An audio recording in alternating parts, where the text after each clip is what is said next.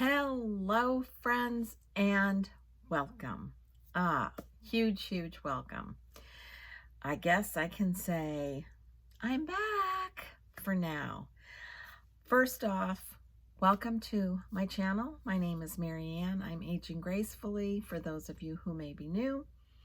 And for all of my community and subscribers who have sent me wonderful little messages and condolences, I just thank you so much. I read every single message that I received. I may not have responded, but it meant a lot because it just helps. Grieving is difficult, and we all grieve in different ways, and sometimes it just takes a while to go through the process.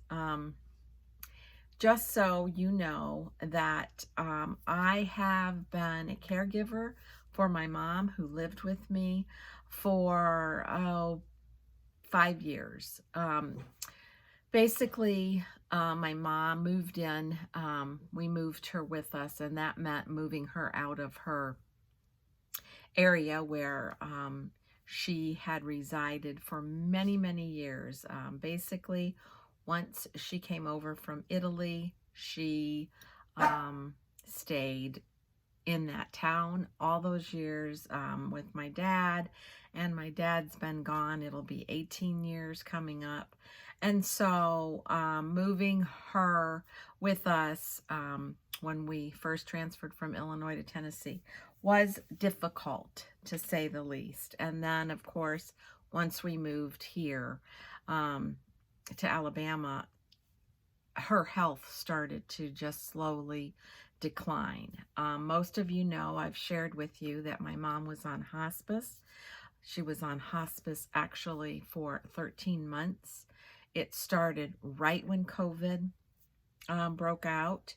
My mom had chronic anemia. She had been given several blood transfusions, and it just was that time where things were so uncertain, and she was afraid to go out, go to the hospital setting. So it ended up being that a decision was made that was absolutely the best decision, to have hospice come in during that time of COVID, and they were a godsend. I was so blessed to have those nurses and everybody that helped with my mom's care. Her nurse's aide that my mom became extremely fond of, and the social workers and everything that they did for us. It's overwhelming, and I never ever would have survived without them, honestly. And I know that that wonderful, beautiful Bible verse that says that my grace is sufficient for you, and it truly is something to hold on to, because in the midst of all of it and the uncertainties, it's difficult. It is so difficult, and you're constantly questioning, am I doing the right thing? You're making decisions based on someone else's life. It is not easy, and there's times that you just can't please all of the other family members that are on the outside either. But we got through it, and I really have had a difficult time since her passing. There was just so much that was involved with getting her to her final resting place in Ohio, and all of the decisions and everything that had to be made over the phone. And I am so thankful that most of the states were coming out of COVID. We ran into a few problems transporting her from here on the airlines to Ohio.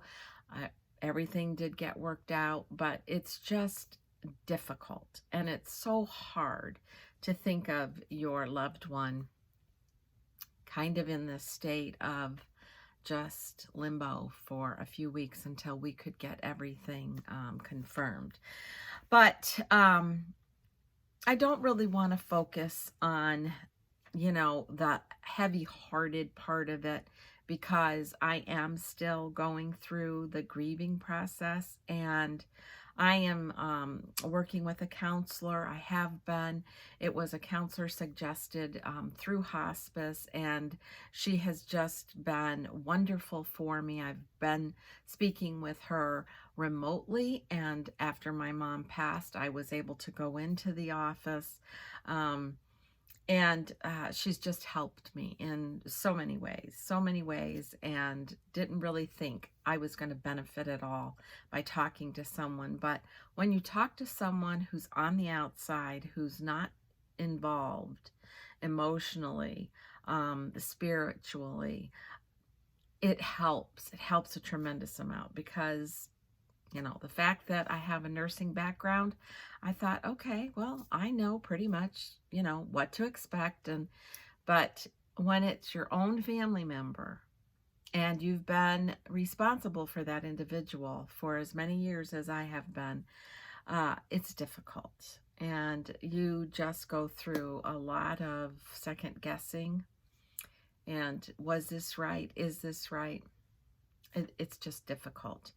But I would like to just say a few things about my mom in her honor, if you'll stick with me. This isn't going to be a video where I'm going to, share something new or a recipe, or I'm just going to talk about a few little things that I have coming up that I want to share with you, and some of what I've been doing and how I've been getting through the process of what's involved with,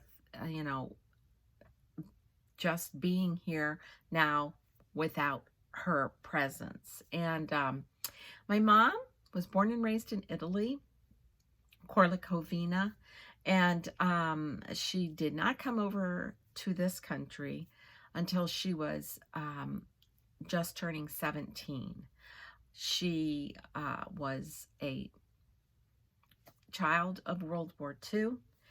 Their visas were all revoked because war broke out, and they had sold everything. They were packed up and they were to leave the next day, and that's when Mussolini declared war with Hitler, and everything just stopped. And my mother's dad, my grandfather, was already here in the States. So they were apart for a number of years during the war and after, until their visas could get reestablished and they could come over.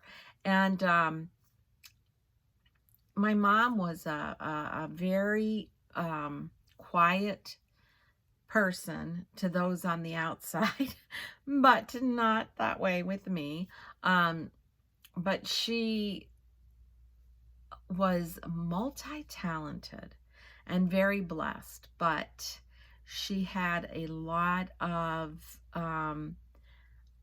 issues that related back to the time of her growing up during the war. And she came to this country. She couldn't speak English. She couldn't read English. And so she felt very inept and insecure.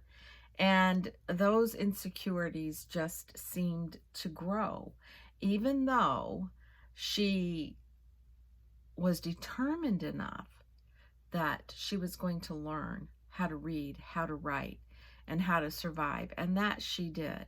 But she never felt like she ever did it above and beyond a measure that was worthy of just everything that she went through. She talked very little to me about the war. She did talk about her time in Italy growing up. And, but those thoughts and whatever memories she had during that time, which you could imagine as I can. It was horrid. Um, just went with her. And I know that because of the behavior um, that she suffered from the repercussions of that. But my mom was a good mom. She was a hard worker. When she came over to the States, my grandfather, she was 17. My grandfather stuck her in a grade school, signed her up in a third or fourth grade class so that she could just sit and listen to English and try to learn the language. And that didn't go over well with her.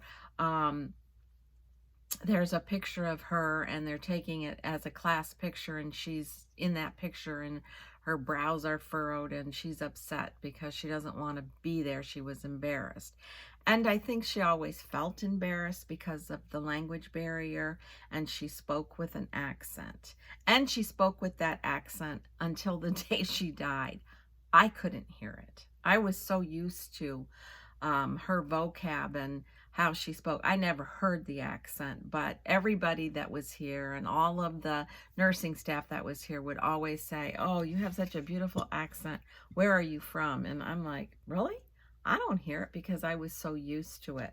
But in essence, my mom could read and write 2 languages that she taught herself English just by looking at magazines, newspapers, listening to the radio. She got herself a job. A couple of people took her under her wing, and she learned from them just by observing and watching. My mom couldn't follow directions well when it came to sewing or crocheting, but she could crochet beautifully. She could sew beautifully. She could make patterns out of newspapers and create a dress, a skirt, a coat. But if she had to read the directions, the comprehension wasn't there and she couldn't follow, but she could look at it. And those are talents that I certainly don't have. And those were things that I tried to explain to her over and over, that you're multi-talented because you can do these things. But it was hard for her to get out of that mindset that she wasn't as good as the next person who was born and raised here. She always felt that there was a deficit, and it's sad. It was just sad to me because she could bake, she could cook, but she was always embarrassed. She didn't want to show anyone her recipes because her language in writing wasn't quite, it was phonetically. She would spell things phonetically because that's how she learned how to speak. And, you know, it was difficult because she was somewhat paranoid and somewhat just always felt inadequate, inept, insecure around others. And that's just sad. And when you hold on to that and keep it with you, it grows. But, you know, we had some difficult times. Hospice was wonderful. They were finally able to convince her that she needed to take medications to help her, calm her, so that she wouldn't be afraid during storms, because they knew that a lot of that stemmed back from the war, and she was always frightened of just a plain old regular thunderstorm. And so they worked with her, and they were wonderful, and they brought her so much peace. And I am forever grateful for that. Forever, forever grateful and thankful. Was it hard for me? It was horrid. It was horrid. It was hard. I really haven't had much of a social existence in the last 5 years, and that's one of the reasons I took to YouTube. And so being gone for the last couple of months because things really started to really get bad around Easter time with her health declining, and then it just spiraled down, and every day it was something different. We have to do this now, we have to do this, and it was hard.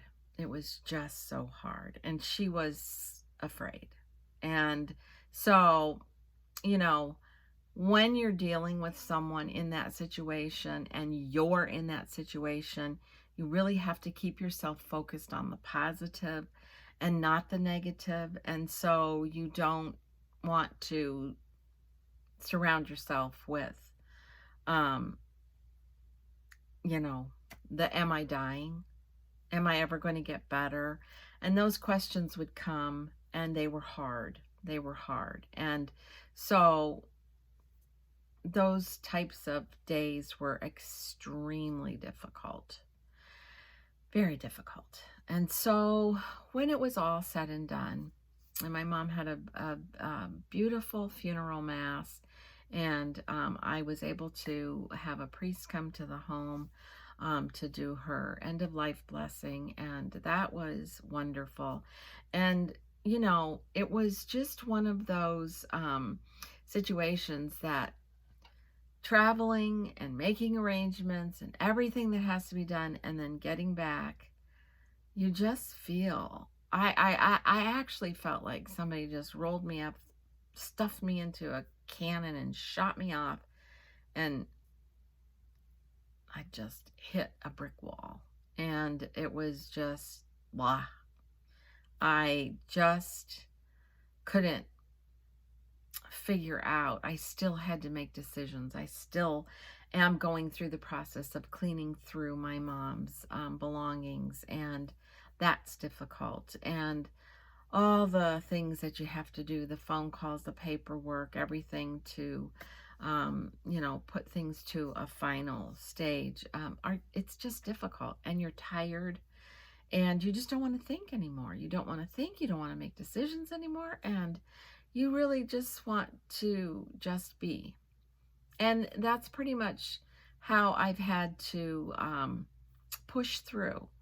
But I know that I have to every day do something different. And I've been encouraged to do things for myself now. And it's time to rethink what my life is about now, and how do I go about my day, because before I was so regimented to do this. I could never leave the house unless I had a nurse here, and you know, all the arrangements, I'm on a time frame. And now to be out somewhere and to know I don't have to be back, I don't have to hurry. So I took this time to just do that, just to not be in a hurry, and to just not rush into the next phase. I'm just doing little things to get myself back on track. My health kind of has been, I mean, I'm fine, but I'm having a difficult time sleeping, and sometimes it's easy, and then I go through a phase where it's not, and then I'm still seeing a counselor who's helping me through the little grieving process and the steps, and I've read a couple of books that were provided to me which really help.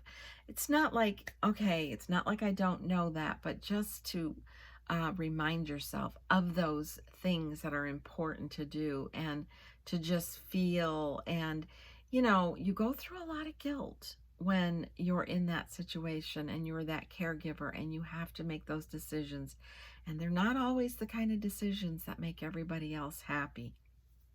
It's hard. It's just hard. And so now I am just going slow.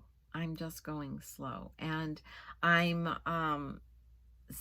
sitting back and just relaxing a little bit, thinking about what I want to do. And you know, with the way the world is right now, getting back to what might be a new normal, that's been helping because I was so secluded in the house and not socially going anywhere that I'm just taking those little baby steps to get out and to do things for myself. And so I've been spending a lot of time reading some novels, which I will share with you later, and mostly just looking through cookbooks and enjoying the beauty of the books and outside and doing a little gardening, a little planting, because it keeps my mind focused on things that make me happy. So, I'm gonna just take a little sip because I'm already back to gabbing. I was out today and I'd stopped at a new place to pick up coffee and some little egg veggie bites. And after I had those 2 little egg bites and I was drinking this coffee, it's new coffee to me, but it was really good. I had a really bad upset stomach, and I had some other errands to run, and I was like, oh boy, I just have to get this done because I'm not feeling too well, but I feel much better now. But I've been sipping on bone broth. Bone broth is wonderful. It just fills you and it just feels good. It's like, it is. It's chicken soup and it's good for the soul for sure. But, the last year that my mom was alive and COVID, I had to stop my exercising, my walking. I tried to do a few things inside the house, but it wasn't working. My schedule was just so different and difficult because she ended up becoming very confined to bed. And so it was a constant running back and forth in and out of her room and getting this, getting that, doing breakfast, doing meds. I just didn't have time. And so I feel fatigued and I feel blah. And so I want to get back into, now I still maintain good eating habits, but there were times I would just be so exhausted, so tired, and it would be 9 o'clock at night, and I'd be like, I haven't had a thing to eat. All bad eating habits for me, especially because when you're not exercising and you're doing that, then you're just piling all kinds of calories inside at the end of the day, and you're not feeling good. You're not allowing that food to be a energy source for you. So I'm back on track with trying to get myself regimented again with my normal eating schedule, and just gonna try to push myself to get out there early and start walking again. But now, of course, it's super hot here, and we've just been having it's probably been like 6 straight days now, and we're having all this rain. We've been under tropical storm stuff, so that doesn't help. But I'm planning to just do those things for myself, because I really did let things go. Like I was doing, I love to do facials and take care of my nails and my hair, and it just seems like there wasn't time. I was tired and I just didn't care about doing that. And you get into those lazy, bad habits, and it's difficult. So I'm feeling much better, and I just thought I would come on and say hello. And I'm sorry I've been gone for so long, because you all are so inspiring to me, and just knowing that you're out there and your kind words and encouragement. I just thought, why come back? I mean, but I need to. I just need to, and I want to. So for those of you who have been faithful to sticking around, and I just thank you. I thank you so much. So let me just share with you just a couple of little things. I have one of the books I'm going to just talk to you about that I've been reading. It's not brand new by any means, but it's Seasons at the Farm, and it's called Year-Round Celebrations at the Elliott Homestead. SHAYE Elliott is the author. She has a YouTube channel. She has a podcast that she does with Angela Reed and Homemaker Chic. I love the podcast. I love both of those ladies. I have both of their cookbooks, and this cookbook is every bit as illustrated beautifully, and the recipes are great. She has her own cooking community. It's just really enjoyable. It's one of those things I can sit down and just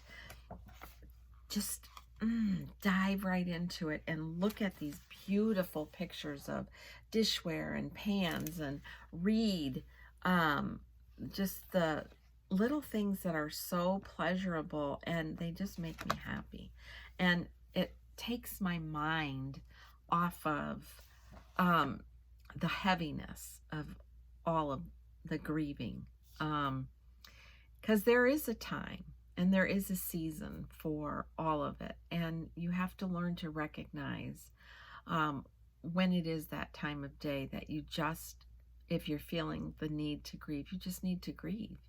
And if you're feeling the need to just sit down and treat yourself and take those few minutes to just enjoy quiet and fill your head with just someone giving you some good thoughts and inspiring you to go back out into your garden, it's been very helpful to me. So this is one of the books that I have been reading, and also I just wanted to share with you my little herb pot. And what I've been doing is every few days, maybe every 3 days, I have a little bit of water in here. I just go outside and I pick some rosemary, lemon thyme, lavender, and I just sit it in here and put it in the kitchen on the counter.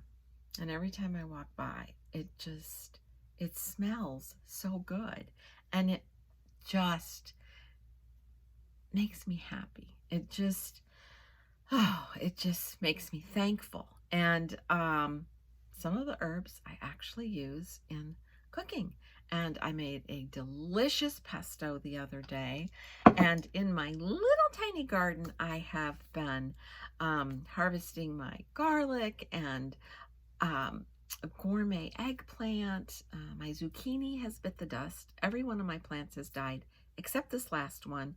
And there is a bloom on it, but I don't know if it's going to make it. So I just buy the zucchini at the farm stand. And I've just been roasting a lot of vegetables in the oven and just serving them over, brown rice or one of my favorite noodles with Jovial Foods. It's a protein pasta that is just so digestible and so good for you, and it's so good with all those delicious roasted vegetables. And I've grown several of the sweet peppers, the long sweet peppers, and one of our favorite things to do is to stuff, cut the tops off and stuff the inside with just, like, I like sage sausage, the turkey sausage, stuff it, and then we grill them, and delicious. So I have been going outside every morning early and just trimming up some of my plants and flowers. I planted 4 hydrangea bushes this year, 2 in the front, 2 in the back, and then I'm trying to clip and savor some of the big heads that I have right now and dry them out. We'll see how that goes, and I just want to share all of that with you and just what I'm doing on a normal daily basis. So I'm gonna just add a few pictures of how I captured the early morning dew this morning on the roses, and a little tribute to my mom. And I'll just kind of explain some of the photos with you if you're interested in seeing that. So I hope to see you all very, very soon. And until my next video, be kind, be humble, and age gracefully. And it's great to be back. Mwah! Bye.